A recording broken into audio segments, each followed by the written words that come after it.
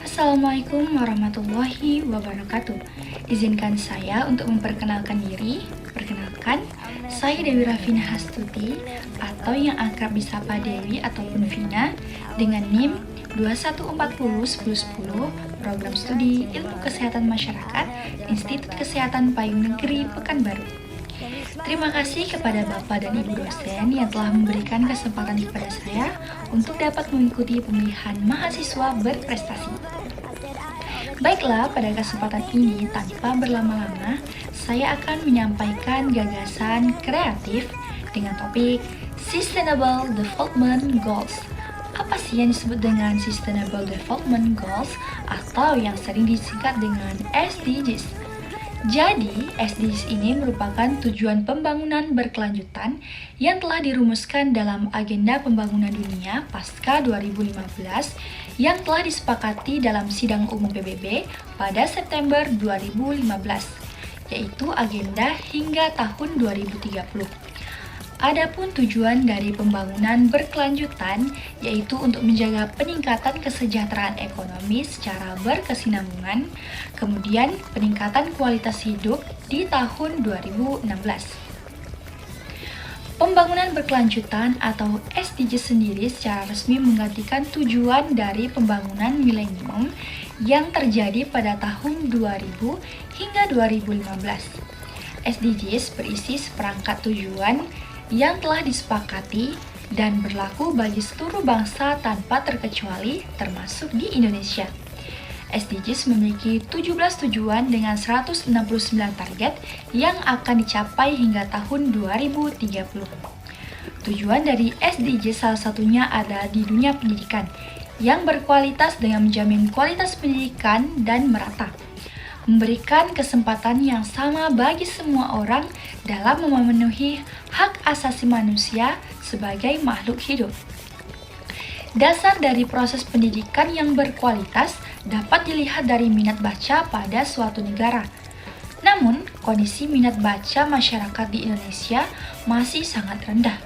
Berdasarkan hal tersebut, fenomena ini tentu menjadi perhatian khusus untuk meningkatkan minat baca sejak dini, karena membaca itu merupakan dasar dari proses pembelajaran. Melakukan peningkatan pendidikan dalam peningkatan pendidikan dewasa pada saat ini merupakan hak mendasar dalam nilai hidup manusia. Mengimplementasikan dan melakukan pengembangan kajian harus disesuaikan dengan kondisi sosial yang ada di lingkungan masyarakat, khususnya itu di Indonesia. Sebab pendidikan seperti eksperimen yang tidak akan pernah selesai sampai kapanpun. Di dunia internasional, kualitas pendidikan di Indonesia berada pada peringkat ke-64 dari 160 negara di seluruh dunia.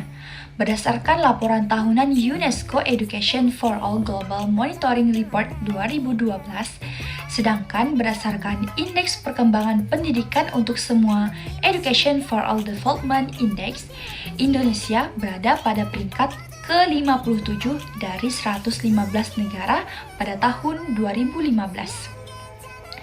Dalam laporan terbaru, laporan PBB 2015, Indonesia menempati posisi 110 dari 187 negara dalam Indeks Pembangunan Manusia atau IPM dengan angka 0,684. Nah, dengan angka tersebut Indonesia masih tertinggal jauh dari dua negara tetangga.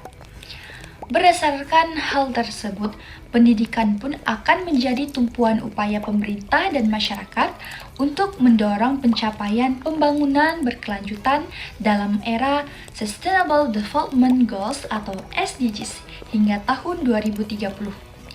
Berdasarkan arahan dari Forum PBB pada tanggal 2 Agustus 2015, pendidikan tidak hanya berperan menciptakan generasi muda sebagai agent of change yang membawa perubahan, namun generasi muda harus bisa menjadi agent of producer yang mampu menciptakan perubahan yang nyata. Adapun salah satu program yang dapat dilakukan adalah menciptakan budaya gemar membaca dan mengeksplorasi.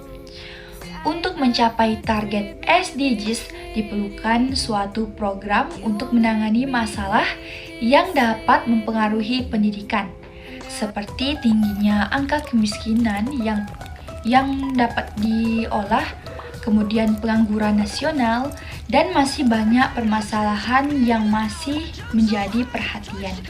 Baiklah, hanya ini yang dapat saya sampaikan. Mohon maaf apabila ada kesalahan. Assalamualaikum warahmatullahi wabarakatuh.